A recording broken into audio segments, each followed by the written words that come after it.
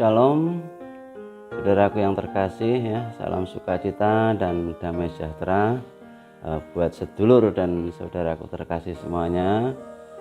Jumpa lagi bersama saya Slamet Riyadi di kabar baik kepada para sahabat. Mugi tansah pinaringan bagas waras lan tansah pinaringan berkah saking Gusti Yesus.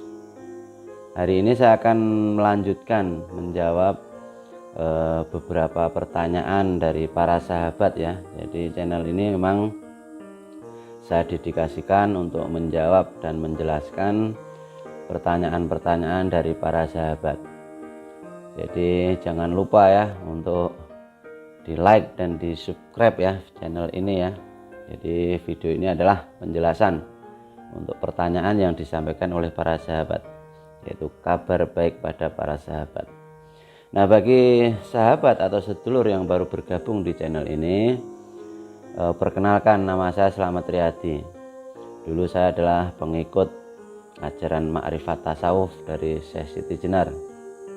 Namun puji Tuhan, saya sudah bertobat dan sudah mengikuti ajaran Gusti Yesus Kristus, yaitu ajaran kasih dan keselamatan.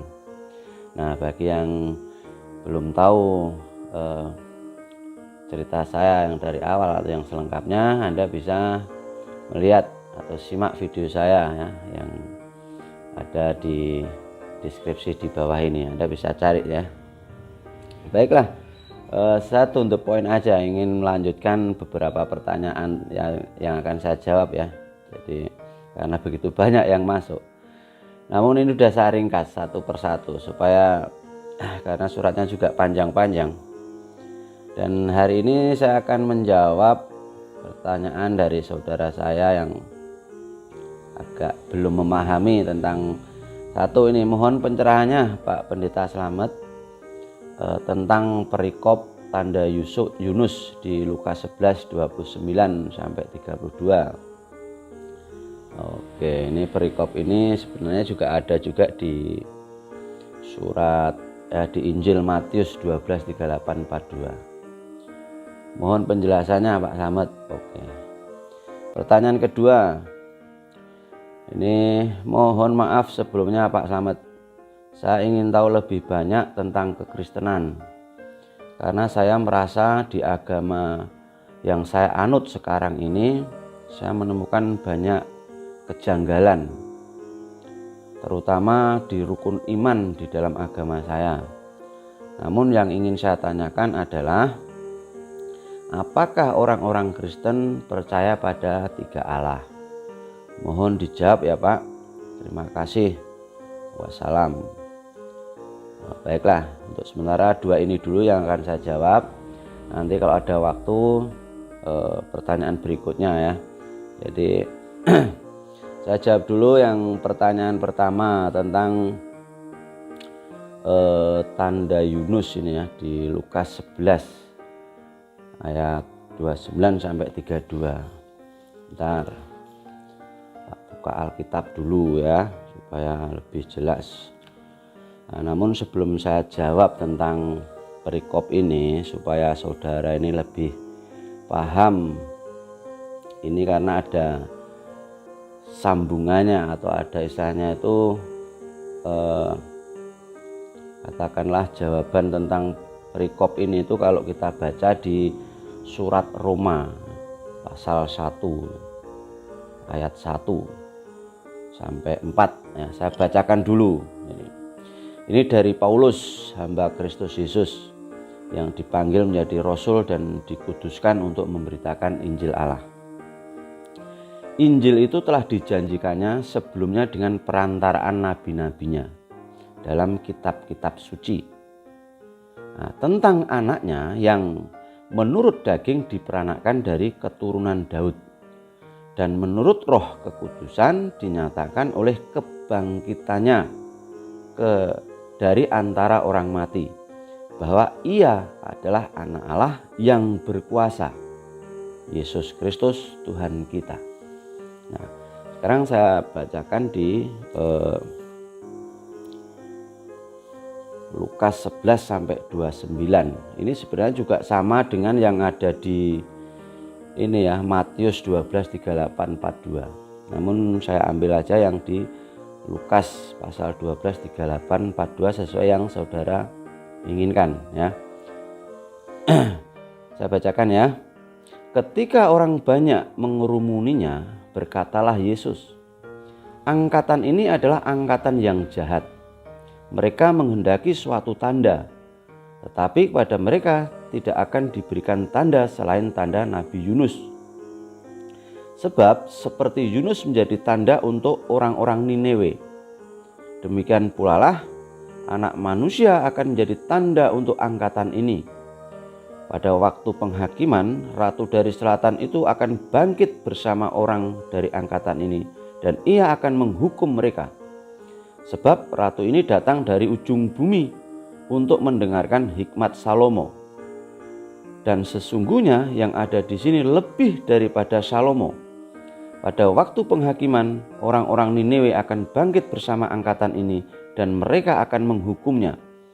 Sebab orang-orang Niniwe itu bertobat waktu mereka mendengarkan pemberitaan Yunus, dan sesungguhnya yang ada di sini lebih daripada Yunus." Baiklah, ayat ini kalau kita perhatikan dengan sungguh-sungguh ya, ini akan memberikan kita satu hikmat ya, satu pelajaran. Jadi di sini sabda Tuhan ini membicarakan tentang orang-orang Yahudi, terutama para pemuka agama, termasuk di dalamnya adalah orang-orang Farisi, para ahli Taurat maupun para tua-tua Yahudi ya. Nah, kelompok inilah yang selalu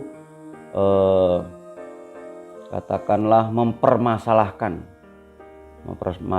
karya dan pewartaan Tuhan Yesus, yaitu kabar keselamatan itu.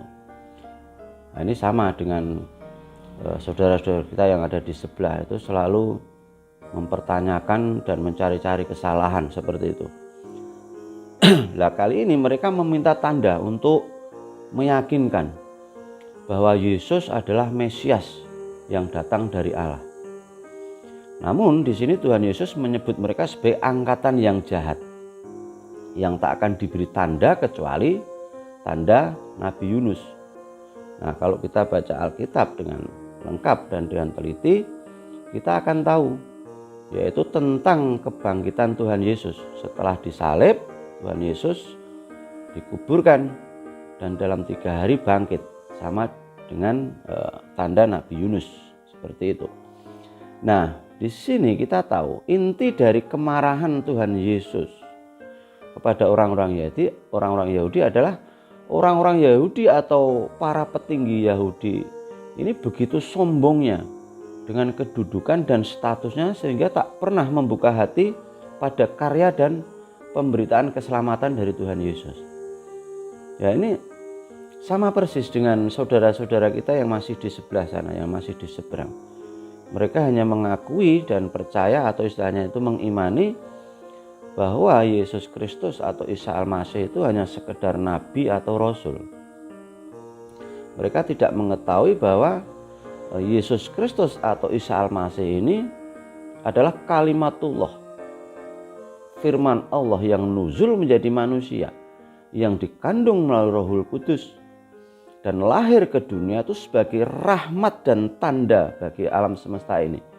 Jadi sebagai rahmat, sebagai anugerah keselamatan itu sebenarnya ada di kitab saudara kita yang di sebelah itu, misalnya di surat An-Nisa, di surat Maryam, banyak sekali, termasuk di surat Az-Zukhruf, Ali Imran, banyak. Namun intinya daripada perikop ini adalah bahwa para petinggi Yahudi atau orang-orang Farisi ini orangnya terlalu sombong dengan kedudukan dan statusnya, sehingga tidak pernah mau membuka hati dan melihat karya atau penebusan atau kabar keselamatan yang datang dari Yesus Kristus. Jadi saudaraku yang terkasih, sebenarnya kalau kita mau merenungkan ayat ini, yang dibutuhkan dari kita itu adalah membuka hati kita bagi Tuhan dan membuka hati kita juga bagi sesama. Ya, Nah, kita hidup bukan untuk diri sendiri, tetapi hidup kita yang diabdikan bagi Tuhan, yang mewujud dalam pelayanan kepada sesama, terutama yang lemah dan menderita, anak-anak fakir miskin, anak-anak yatim piatu, ya, orang-orang duafa dan lain sebagainya. Jadi itulah yang harus kita lakukan sebagai anak-anak Tuhan, untuk mempunyai kasih yang sejati, yang tidak pura-pura, yang tidak memandang bulu, ya, tidak memandang suku atau agama atau apapun. Saat kita berbuat kasih, kita beramal baik, beramal soleh, itu bukan mengharapkan kita supaya dapat pahala, bukan, tapi itu sebagai bentuk rasa syukur kita kepada Tuhan, karena kita sudah diberikan kasih karunia, sudah diberi anugerah keselamatan yang ada di dalam Tuhan Yesus Kristus. Jadi saudara yang terkasih, dimanapun kita hidup dan apapun yang kita lakukan, itu sebenarnya menjadi kesempatan bagi kita untuk membuktikan kesungguhan iman kita, untuk mencerminkan kasih Kristus pada orang lain. Istilahnya kita itu bisa menjadi garam dunia, menjadi terang dunia, ya, seperti itu. Jadi Tuhan Yesus itu tidak menilai besar kecilnya karya kebaikan kita, tetapi Tuhan Yesus itu menilai kesungguhan kita menyatakan kebaikan itu, yaitu dengan selalu kita mengabarkan kabar keselamatan, yang terutama juga selalu menjadi terang. Kita mengasihi sesama kita seperti mengasihi diri sendiri, dan tidak usah pandang bulu, artinya dia dari suku apa, agama apa, kulitnya apa, enggak usah. Itu tidak boleh, ya. Kita melakukan kebaikan baik dengan sesama kita, ya harus dengan tulus, sebagai ungkapan rasa syukur kita kepada Tuhan, karena Tuhan sudah memberikan kasih karunia-Nya, anugerah yang sangat luar biasa, yaitu menebus kita dari segala dosa-dosa kita, menyelamatkan kita. Nah, itulah saudaraku yang terkasih atas jawaban saya.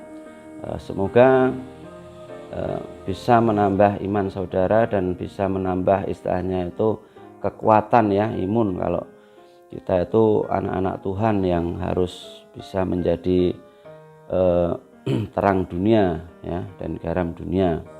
Itu aja, ya. Dan berikutnya saya akan jawab dari pertanyaan yang lainnya tadi. Bentar, tak cariin dulu, tadi sudah saya ringkas, cuman kadang-kadang saya tuh lupa naruhnya. Ya maklum, ya, karena kadang-kadang terlalu sibuknya saya harus ngurusi anak-anak banyak.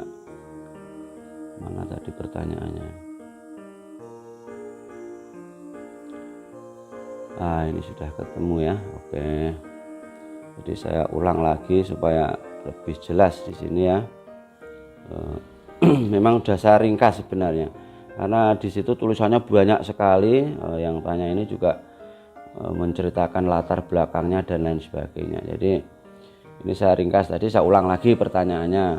Assalamualaikum, mohon maaf sebelumnya Pak Slamet, saya ingin tahu lebih banyak tentang kekristenan, karena saya merasa di agama saya yang saya anut sekarang ini, saya menemukan banyak kejanggalan, terutama di rukun iman di dalam agama saya. Namun yang ingin saya tanyakan adalah, apakah orang-orang Kristen percaya pada 3 Allah? Mohon dijawab, ya Pak. Terima kasih. Wassalam. Sebenarnya pertanyaan ini memang, kalau boleh saya katakan, itu sering kali diajukan. Sering kali diajukan, ya. Dan itu wajar karena mereka memang, kalau bagi saya sendiri menanggapi saudara-saudara kita yang belum mengenal Tuhan dengan tanya seperti itu, bagi saya kesempatan untuk memberitakan kabar baik. Jadi saya tidak pernah marah atau tersinggung. Nah, sebelum saya jawab, supaya kita lebih dalam arti adem, ya, supaya mengerti tentang kekristenan dan juga tentang siapa sih yang kita sembah yang sesungguhnya. Nah, salah satu keunikan kekristenan adalah kepercayaan kepada Allah Tritunggal, ya, pada Allah Tritunggal. yang tidak terdapat pada agama-agama lain. Jadi tentang doktrin Alkitab ini itu selalu menjadi kesulitan besar bagi orang Kristen maupun orang bukan Kristen untuk memahaminya. Itu kita harus tahu dulu itu ya. Nah, memang secara terminologi istilah ini tidak muncul dalam Alkitab. Namun seluruh Alkitab mengandung ajaran yang penting ini, yaitu tentang ajaran Tritunggal. Bahkan penganiayaan dan tantangan dari filsafat maupun ajaran bidat-bidat itu mengakibatkan selama beratus-ratus tahun gereja abad permulaan itu dengan tekun melakukan peninjauan ke dalam iman yang sudah dimiliki, sehingga menemukan pengertian Allah Tritunggal yang sedalam-dalamnya. Misalnya pada masa Agustinus ya, doktrin Allah Tritunggal ini sudah menjadi dasar pengajaran gereja segala abad. Jadi saya ceritakan ini atau saya ungkapkan ini supaya iman kita semakin teguh. Nah, meskipun dalam sejarah gereja selalu timbul pemikiran-pemikiran yang tidak menyetujui doktrin ini, nah, misalnya itu ada Gnostisisme dan Arianisme yang muncul pada masa awal kekristenan, dan liberalisme dengan ciri khasnya yang membuang kepercayaan terhadap keilahian Kristus dan hanya berpegang pada keluhuran moralnya, yang muncul pada zaman modern ini yang belum lama ini ya. Maka dengan sendirinya doktrin Allah Tritunggal secara otomatis dibuang oleh mereka. Seperti itu. Dalam hal ini liberalisme tidak banyak bedanya dengan saksi Yehovah misalnya, bahkan lebih parah, karena saksi Yehovah masih percaya bahwa Yesus adalah Allah yang diciptakan oleh Allah tertinggi, sedangkan hal ini pun ditolak ya oleh teolog-teolog liberal, dan termasuk saudara-saudara kita yang ada di seberang yang hanya mengakui Yesus Kristus atau Isa Al-Masih itu sebagai nabi atau rasul.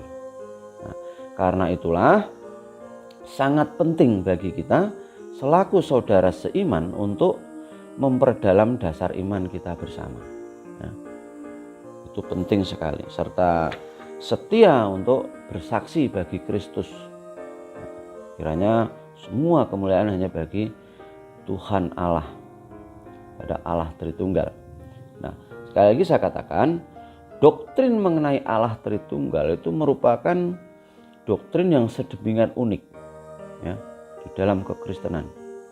Dan doktrin ini hanya terdapat dalam kekristenan dan tidak terdapat dalam agama lain. Ya, tidak ada terdapat dalam agama lain manapun. Misalnya agama Hindu itu mempunyai 3 ilah yang paling tinggi, yaitu Brahma, Wisnu, dan Siwa. Tetapi konsep ini sama sekali berbeda dari konsep Tritunggal Kristen. Ya. Ketiga pribadi Allah dalam Tritunggal itu tidak dicipta. Ketiganya ada dari kekal sampai kekal. Ya. Kristus selaku pribadi kedua Allah Tritunggal tidak lebih rendah daripada Allah Bapa yang adalah pribadi pertama Allah Tritunggal. Demikian juga Roh Kudus. Roh Kudus bukanlah suatu kuasa atau hukum alam yang dipakai oleh Allah di dalam segala karyanya. Bukan seperti itu, melainkan adalah diri Allah itu sendiri, yaitu pribadi ketiga Allah Tritunggal. Nah, ini harus kita pahami dulu supaya tidak terjadi simpang siur dalam pemahaman. Ya. Nah, berikutnya saya akan katakan begini. Jadi di dalam mengenal Allah sebagai dasar daripada mengenal sesembahan yang sesungguhnya itu penting. Jadi pengenalan akan Allah ini kalau boleh saya katakan bukan hanya penting ya, sangat penting. Karena pertama, pengenalan akan Allah itu merupakan titik tolak bagi hikmat yang sejati buat manusia. Pengenalan akan Allah menjadi dasar dari segala kepandaian. Ya. Di dalam katakanlah apapun di dunia ini itu kalau kita baca di Amsal 1 ayat 7, juga di Mazmur 110 ayat 10 ya. Jadi pengenalan akan Allah itu muncul dari keinginan jiwa. Tetapi kenapa jiwa kita istilahnya itu mempunyai keinginan seperti ini? Karena jiwa kita itu diciptakan menurut peta dan teladan Allah. Nah, kalau demikian, siapakah aku? Nah, ini penting pertanyaan ini. Kalau kita tahu tentang penciptaan, maka kita akan tahu bahwa diri kita itu ada ruh Allah, ada tiupan nafas Allah. Jadi saat aku mau mengenal diriku sendiri, mengenal jiwaku, maka mengenal Allah dan mengenal jiwa yang terkait satu dengan yang lain. Jadi melalui pengenalan akan Allah, jiwa kita mempunyai suatu dasar, misalnya seperti itu. Nah, setelah kita mengerti tentang penciptaan, maka jiwa kita itu terangsang, misalnya seperti itu, untuk mempunyai suatu dasar atau arah atau prinsip hidup dan hikmat yang sesungguhnya. Jadi pengenalan akan Allah dan takut akan Allah itu merupakan suatu pangkal atau titik tolak dari segala kepandaian dan hikmat. Jadi ini harus kita pahami dulu supaya kita tidak terombang-ambing dengan ajaran-ajaran yang katanya menyembah Allah tapi tidak terarah dan tidak tepat Allah mana yang disembah. Maka celakalah bagi kita yang hanya menjalankan syariat dan fikih, namun di dalam otak kita tidak bisa istilahnya itu, dan di dalam hati kita itu belum bersembah sujud dan tidak berbakti di hadapan Allah. Nah, itu penting sekali untuk kita renungkan. Jadi pengenalan dan penyembahan terhadap Allah itu tidak dapat dipisahkan. Jadi pengenalan kita akan Allah itu menyebabkan kita itu mengetahui atau menyadari diri kita yang kecil dan hina ini, dan menyadari bahwa kita itu diciptakan oleh Tuhan Allah sesuai dengan peta dan teladannya, sehingga kita bisa merendahkan diri di hadapan Allah seumur hidup. Jadi istilah berbakti atau menyembah ini di dalam ajaran agama saya yang dulu itu disebut sholat. Asola, dari kata asola, artinya sembah sujud atau menyembah atau doa. Namun bagi saudara-saudara yang lain, pengertian itu belum sampai karena mereka belum mengenal tentang makrifat. Ya, mereka taunya hanya sekedar ritual, sekedar menjalankan dengan aturan yang mereka buat dari kitab qiyas mereka seperti itu. Nah, di dalam bahasa Ibrani, kalau kita pernah mengerti atau belajar bahasa Ibrani, itu mempunyai pengertian itu dalam hal penyembahan itu tadi itu membungkukkan diri, atau yaitu membungkukkan diri untuk berbakti dan bersembah sujud kepada Allah. Ini berarti pada saat kita berada di hadapan Allah, kita perlu berbakti, bersembah sujud kepadanya. Ini harus dipahami dulu ya saudara-saudaraku ya. Nah, namun yang lebih penting daripada itu adalah mengenal Allah yang mana. Ya. Allah yang bagaimana sifat-sifatnya. Melalui apa dan dengan cara bagaimana kita mengenalnya. Ini penting. Karena apa? Bukankah di sepanjang sejarah kita melihat orang-orang dari berbagai agama itu mengatakan bahwa mereka mengenal Allah. Dewa-dewa atau yang supernatural seperti itu, dan dengan sekuat tenaga mereka itu berusaha untuk memperkenalkan Allah yang mereka percaya itu pada orang lain. Nah, ini di sini kenapa saya membahas itu, supaya kita itu mengenal bagaimana kita itu dapat mengenal Allah yang benar, ya, dapat mengenal Allah yang benar dengan benar. Nah, seperti itu. Ini penting. Nah, kita melihat bahwa kecuali Allah itu sendiri yang mewahyukan atau menyatakan dirinya sendiri kepada manusia, tidak ada seorang pun yang bisa sampai kepada pengenalan akan Allah yang sejati. Ya, inilah kunci pengenalan akan Allah yang sejati. Jika Allah tidak rela memperkenalkan diri, jika Allah tidak mewahyukan diri, dan jika Allah tidak menginginkan manusia mengenal dirinya, manusia tidak mungkin dapat sampai kepada pengenalan yang sejati akan Allah. Tidak peduli bagaimanapun mereka berusaha. Ya. Ini harus kita pelajari lebih dalam. Jadi wahyu adalah inisiatif Allah sebagai inisiator yang mengomunikasikan dan memperkenalkan dirinya, yaitu memperkenalkan diri Tuhan Allah itu sendiri kepada kita, kepada manusia. Ya. Nah, sekarang bagaimana kita bisa mengenal Allah yang sejati? Di dalam iman kepercayaan kami orang-orang Kristen, Kristus sebagai dasar pengenalan akan Allah. Jadi Allah orang Kristen, orang-orang yang beriman dan percaya di sini adalah Allah yang memperkenalkan dirinya di dalam diri Yesus Kristus. Dan Yesus Kristus merupakan puncak dari wahyu Allah. Maka wahyu Allah yang ada di alam saja itu tidak cukup. Nah, wahyu Allah yang terdapat di dalam kitab suci itu bersifat lebih tinggi. Namun, klimak atau puncak wahyu Allah terdapat di dalam diri Kristus. Jadi, kunci kita mengenal Alkitab adalah Roh Kudus. Kunci kita mengenal Yesus Kristus adalah Alkitab. Dan kunci kita mengenal Allah Bapa adalah Yesus Kristus. Dengan demikian, kita mengenal Allah melalui Kristus. Kita mengenal Kristus melalui firman-Nya, dan kita mengenal firman melalui Roh Kudus. Nah, kunci mengenal Allah hanya ada di dalam Yesus Kristus sendiri yang berkata, "Akulah jalan, kebenaran, dan hidup. Tidak ada seorang pun yang datang kepada Bapa kalau tidak melalui aku." Nah, itu ada di kitab Yohanes ya, pasal 14 ayat 6. Nah, yang jadi pertanyaan, bagaimanakah orang dapat datang kepada Kristus? Nah, jawabannya ada di Yohanes 6:44. Mereka ditarik oleh Bapa, ya, oleh Allah Tritunggal yang pertama, yaitu pribadi pertama Allah Bapa. Jadi mengenal di sini katakanlah supaya kita itu bisa mengenal Allah Bapa, ya kita harus mengenal dulu Kristus Yesus.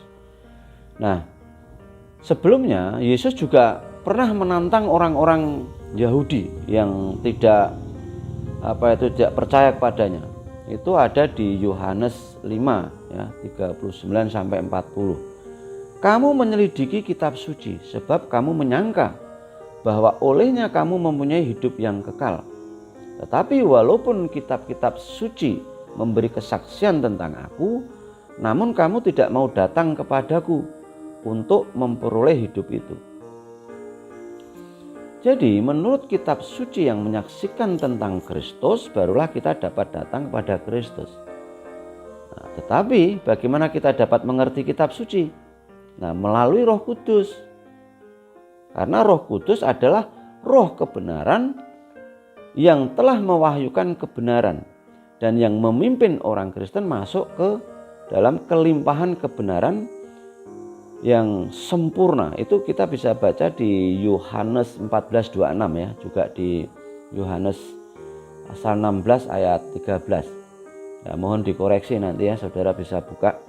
Nah, dengan demikian melalui Alkitab, yaitu firman Tuhan, kita datang kepada pengenalan akan Allah Tritunggal dan pekerjaannya, termasuk semua karyanya. Nah, Roh Kudus sebagai pribadi ketiga melalui kitab suci membawa kita kepada Kristus, yaitu pribadi kedua. Nah, Kristus melalui karya penebusannya membawa kita kepada Allah Bapa, yaitu pribadi pertama. Sehingga manusia yang diciptakan oleh Allah Tritunggal kembali kepada penciptanya. Nah, ini harus kita pahami dulu supaya kita tidak pemahaman tentang Allah Tritunggal di sini nanti tidak keliru. Kebanyakan orang kan selalu mengatakan Allah kok tiga, 1 tambah 1 tambah 1 kan 3. Itu ejekan anak-anak atau istilahnya orang yang belum mengenal dunia rohani. Nah, apakah orang-orang Kristen percaya pada 3 Allah? Tentu saja jawabannya tidak. Ya, jika saudara seorang Muslim, kemungkinan besar saudara pernah mendengar bahwa orang-orang Kristen percaya pada 3 Allah, sama seperti orang Islam. Pemikiran seperti itu merupakan penghinaan bagi orang-orang Kristen, bagi orang-orang yang sudah menerima Tuhan sebagai juru selamat. Jadi orang-orang Kristen memiliki kepercayaan yang sama dengan saudara-saudara, ya, yang percaya kepada Allah yang Maha Esa, Allah yang Esa, ya, yang dipuji oleh Quran. Bahkan di situ ada di surat 4, ya.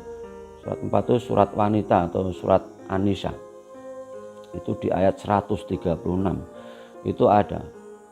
Kalau saya nggak lupa itu bunyinya begini. Bismillahirrahmanirrahim. Ya ayyuhalladzina amanu aminu billahi wa rasulihi wal kitabil ladzi nazzala ala rasulihi wal kitabil ladzi ansala min qabl. Wa may yahfur billahi wa malaikatihi wa kutubihi wa rasulihi wa yaumil akhiri wa khaddala dolalan ba'ida. Sadaqallahul adzim. Jadi artinya begini. Wahai orang-orang yang beriman, tetaplah beriman kepada Allah dan Rasul-Nya, dan kepada kitab yang Allah turunkan kepada Rasul-Nya, serta kitab yang Allah turunkan sebelumnya. Barang siapa yang kafir kepada Allah, malaikat-malaikatnya, kitab-kitabnya, Rasul-Rasulnya, dan hari akhir, maka sesungguhnya orang itu telah sesat sejauh-jauhnya. Itu alih bahasanya seperti itu. Bahkan di dalam tafsir dari Kementerian Agama Republik Indonesia, kalau kita lihat itu ada tafsir singkatnya, itu menyatakan bahwa manusia yang ingkar pada rukun iman sesungguhnya telah tersesat sangat jauh. Mereka tidak menemui kebenaran dan petunjuk. Nah, saya setuju dengan tafsir dari Kementerian Agama Republik Indonesia. Makanya kembali saya ke pertanyaan tadi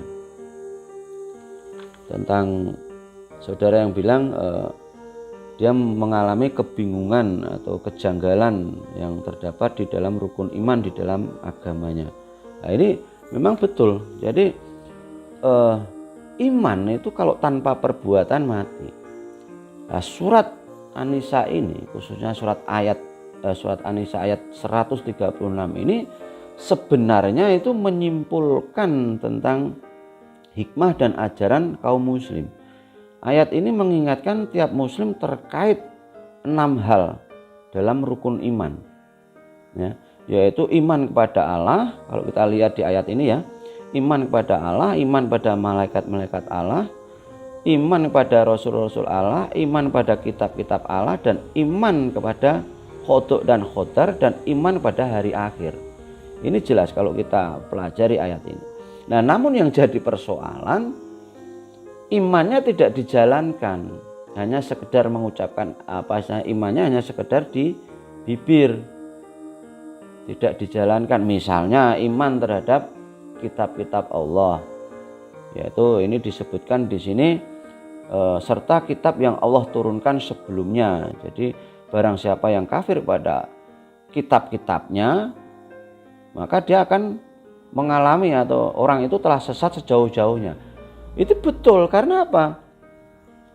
Iman terhadap kitab-kitab Allah yang diturunkan sebelumnya, kalau kita hanya mengimani tanpa tahu isinya, tanpa mau belajar, ya tetap tersesat toh akhirnya toh.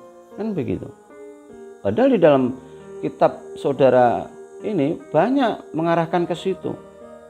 Bahwa di dalam Taurat itu ada petunjuk, di dalam Injil ada terang. Seperti itulah. Kalau kalian nggak mau baca Alkitab, ya tetap kalian tersesat. Itu betul. Seperti itu. Ya, saudaraku, ya. Nah, misalnya saya ambil di firman Tuhan di kitab Keluaran 20. Ini supaya saudara bisa membandingkan nanti tentang iman itu tadi. Ini di kitab Keluaran 20, ya, pasal 1 sampai berapa ini? Saya bacakan. Lalu Allah mengucapkan segala firman ini, ya.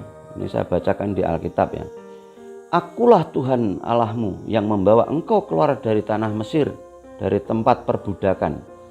Jangan ada padamu Allah lain di hadapanku. Jangan membuat bagimu patung yang menyerupai apapun yang ada di langit di atas, atau yang ada di bumi di bawah, atau yang ada di dalam air di bawah bumi. Ini harus dipahami ayat yang keempat ini. Jadi Allah itu sangat pencemburu.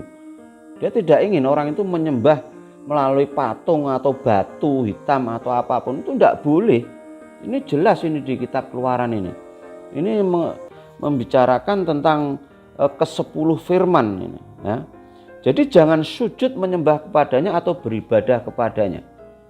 Jadi di sini dilarang orang itu nyembah atau sujud atau mencium atau mempercayai batu atau apa itu ya, itu dilarang. Nah, berikutnya, sebab aku Tuhan Yehova Allahmu adalah Allah yang cemburu, yang membalaskan kesalahan bapa kepada anak-anaknya, kepada keturunan yang ketiga dan keempat dari orang-orang yang membenci aku. Jadi kalau saudara membenci Yehova, yaitu Tuhan Yesus, ya hati-hati, kan begitu. Nah, ayat berikutnya, tetapi aku menunjukkan kasih setia kepada beribu-ribu orang, yaitu mereka yang mengasihi aku dan yang berpegang pada perintah-perintahku. Nah, ayat ini jelas mengatakan ada kasih karunia Tuhan, yaitu Tuhan menunjukkan kasih yang setia pada semua orang, pada beribu-ribu orang, yaitu orang yang mengasihi Tuhan Yesus dan berpegang pada perintah-perintahnya. Nah, ayat berikutnya, jangan menyebut nama Tuhan, nama Yehova, Yahweh atau Yesus Allahmu dengan sembarangan, sebab Tuhan atau Yehova atau Yesus akan memandang bersalah orang yang menyebut namanya dengan sembarangan. Nah, ini peringatan ya buat saudara-saudaraku yang di seberang. Jangan kalian menyepelekan tentang Yesus Kristus ya. Kalian gak akan selamat dunia akhirat ya. Nah, oke, saya lanjutkan. Jadi, apakah Yesus atau Isa Al-Masih itu menjunjung tinggi monoteisme? Jelas. Ketika diminta menyebutkan perintah terbesar, Yesus menjawab, hukum yang terutama ialah, dengarlah hai orang Israel, Tuhan Allah kita, Tuhan itu Esa. Kasihilah Tuhan Allahmu dengan segenap hatimu dan dengan segenap jiwamu dan dengan segenap akal budimu dan dengan segenap kekuatanmu. Ini saudara bisa baca di kitab Markus 12 ya, ayat 29 sampai 30. Jadi Allah yang Esa, yang artinya Esa, keesaan atau tauhid, itu satu kesatuan ya. Jadi 3 pribadi dalam keesaan. Ini nanti kalian harus belajar lagi untuk mengerti hal ini, seperti yang saya katakan dari awal tadi. Jadi Alkitab itu mengajarkan bahwa Allah itu satu hakikat ya. Allah itu satu secara hakikat, tapi 3 pribadi, yaitu Allah Bapa, Allah Putra, dan Allah Roh Kudus. Jadi setiap pribadi adalah Allah yang sempurna. Jadi Allah bukan 3 pribadi, tapi satu Allah atau satu hakikat Allah ya. Ini bukan kontradiksi matematika. Walaupun manusia tidak dapat sepenuhnya memahami paradok mengenai kesatuan Allah dalam 3 pribadi, orang Kristen percaya bahwa pernyataan ini adalah benar adanya ya. Jadi orang Kristen bukan percaya kepada 3 Allah. Allah yang Esa itu menyatakan diri dalam 3 pribadi. Ini saudara harus paham. Lah, apakah Yesus itu putra Allah? Ini juga sering jadi pertanyaan. Apakah Yesus itu anak Allah? Jelas. Yesus berkata, aku dan Bapa adalah satu. Itu saudara bisa baca di Yohanes 10:30. Jadi Yesus yang memuji keesaan Allah telah bersaksi dengan hidupnya yang sempurna, dengan mukjizat-mukjizatnya. dan dengan mulutnya sendiri menyatakan bahwa dia adalah putra Allah. Itu kalian bisa baca di Matius 9 ayat 6 dan di Yohanes 8 46 sama 58. Jadi kita tidak bisa memuji pengajaran Yesus tapi pada saat yang bersamaan menolak keilahiannya karena dia mengaku berasal dari Allah dan adalah Allah. Karena itu kita cuma punya dua pilihan untuk memandang Yesus, sebagai putra Allah atau menghujat Allah. Ya. Jadi Yesus itu bukan hanya sekedar nabi atau rasul. Iya, memang Yesus Kristus itu ya nabi, ya rasul, ya utusan. Tapi dia adalah juga sang firman itu sendiri, yang adalah Allah itu sendiri. Jadi untuk pembahasan ini memang bagi orang-orang yang belum mengenal rohani, yang hanya memandang agama secara harfiah, memang akan sulit untuk mengerti. Gitu. Jadi apakah kesaksian Yesus membuat saudara marah? Kesaksian itu membuat para pemimpin agama pada zaman Yesus itu memang membuat mereka tersinggung. Kalau kita baca di Alkitab ya. Karena Yesus mengaku putra Allah. Jadi istilahnya itu melambangkan hubungannya dengan Allah. Maka mereka berencana akan membunuhnya, orang-orang Yahudi pada saat itu. Nah, misalnya kita baca ya. Di situ imam besar itu bertanya kepadanya sekali lagi, katanya, "Apakah engkau Mesias, anak yang terpuji?" Nah, jawab Yesus, "Akulah dia.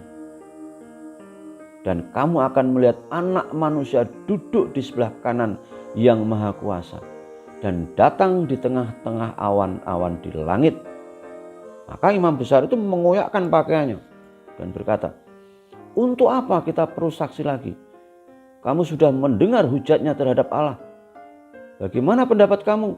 Lalu dengan suara bulat mereka memutuskan bahwa dia harus dihukum mati. Itu saudara bisa baca di Markus 14 ya, ayat 61 sampai 64. Nah, sekarang yang jadi pertanyaan, apa keputusan saudara? Ya, apa yang saudara pilih untuk percaya itu tidak dapat mengubah kebenaran. Jadi apakah Yesus putra Allah?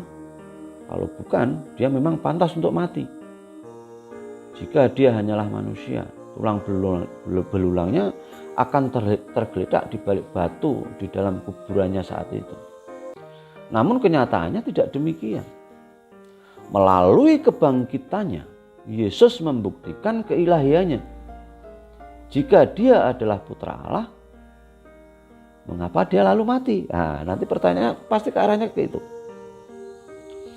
Dia tidak pantas menjalani hukuman kematian. Ya, dia tidak pantas mengalami kematian. Hidupnya yang tanpa celah itu sesuai dengan kesaksian mengenai keilahiannya. Yesus memegang teguh perintah terbesar untuk mengasihi Allah. Ya, berbeda dengan kita ya. Jadi Yesus itu tidak seorang dari kita itu yang bisa mengasihi Allah di atas segala-galanya seperti Tuhan Yesus. Tidak ada, hanya Yesus saja. Nah, kalau bisa saya katakan, melanggar satu perintah yang dianggap dosa ringan bagi kebanyakan orang sekalipun, itu seperti berdusta misalnya, membenci dan iri hati, itu sudah membuat kita tidak pantas masuk surga. Ya. Sebab barang siapa menuruti seluruh hukum itu, tetapi mengabaikan satu bagian daripadanya, ia bersalah terhadap seluruhnya. Nah, itu saudara bisa baca nanti di kitab Yakobus 2 ayat 10. Kita pantas mengalami kematian, berpisah dari Allah untuk selama-lamanya di dalam neraka, karena kita adalah orang berdosa. Tetapi Yesus tidak pantas sebenarnya, dan tidak layak mengalami hal seperti itu. Tapi syukurlah, Tuhan Yesus menanggung hukuman dosa kita ketika dia mati di salib. Jadi kematian Tuhan Yesus itu karena kasih karunia Tuhan untuk menebus dosa-dosa kita. Jadi Tuhan disalib, Yesus Kristus dalam tubuh kemanusiaannya disalib di atas paku salib, ya, sampai mati. Dia yang tidak mengenal dosa telah dibuatnya menjadi dosa karena kita, supaya dalam Dia kita dibenarkan oleh Allah. Nah, itu saudara bisa baca di 2 Korintus pasal 5 ayat 21. Nah, setelah mati di kayu salib, Yesus bangkit dari antara orang mati. Itu membuktikan keilahiannya dan pengorbanannya bagi dosa-dosa kita. Ya. Tuhan Yesus yang hidup ini membayar hutang dosa saudara, dosa-dosa saya, dosa-dosa semua umat manusia. Jadi menyediakan saudara dan saya jalan masuk ke Firdaus, masuk ke kerajaan Allah, ke surga. Ketika Yesus menjanjikan untuk menyediakan tempat di surga bagi para pengikutnya, itu ada salah seorang dari mereka bertanya, bagaimana jalan ke sana? Nah, kata Yesus kepadanya, akulah jalan dan kebenaran dan hidup. Tidak ada seorang pun yang datang kepada Bapa kalau tidak melalui aku. Nah, itu saudara bisa baca di kitab Yohanes pasal 14 ayat 6. Saudaraku yang terkasih, saya berharap saudara percaya pada kematian Yesus di atas kayu salib dan kebangkitannya dari antara orang mati untuk menyelamatkan saudara dari hukuman dan kuasa dosa.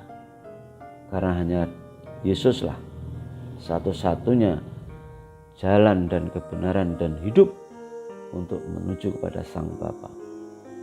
Jadi Allah Tritunggal adalah Allah yang esa, bukan 3 Allah seperti yang saudara-saudara pahami. Dan ingat, satu-satunya jalan menuju ke surga, menuju kepada Allah Bapa surgawi kita di kerajaan Allah nanti, hanya melalui Yesus Kristus. Karena dengan tegas Tuhan Yesus mengatakan, akulah jalan, kebenaran dan hidup. Tidak ada seorang pun yang datang pada Bapa kalau tidak melalui aku. Jadi saudaraku sekalian, mulai saat ini ayolah kita berpikir dengan akal sehat, dengan yang waras dan tidak terikat dengan belenggu-belenggu kefanatikan dan belenggu-belenggu roh kegelapan. Jangan sampai kita terbelenggu dengan kematian kekal, yaitu dosa yang selalu menyangkal tentang keilahian Yesus Kristus. Saya mengajak pada saudara-saudara hari ini juga, siapapun yang mendengar yang belum menerima Tuhan Yesus sebagai Tuhan dan Juru Selamat, ayolah buka hati kalian, terima Yesus sebagai Tuhan dan Juru Selamat pribadi kalian.